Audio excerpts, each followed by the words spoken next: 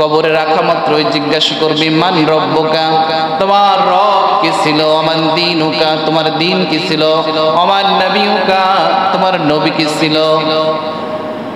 জিজ্ঞাসা করবে তিনটি প্রশ্নের মাধ্যমে আমার পুরো 60 বছর 70 বছরের জিন্দেগির একটা হিসাব নিয়ে নিবে। আপনি 1 বছর কি লেখাপড়া করলেন, পুরো বই ধরে কি ফাইনাল পরীক্ষায় প্রশ্ন করেন? পুরো বই ধরে ফাইনাল পরীক্ষায় প্রশ্ন করেন।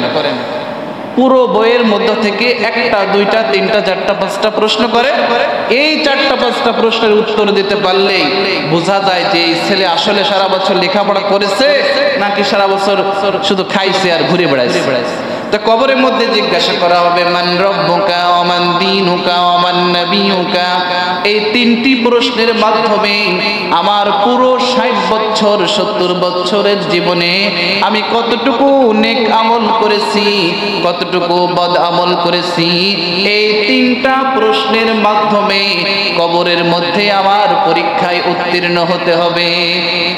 যদি আমি 3টা প্রশ্নের সঠিক জবাব দিতে পারি কবরে, তাহলে 60 বছরের 70 বছরের আমলটা সঠিক বলে ধরে নেওয়া হবে।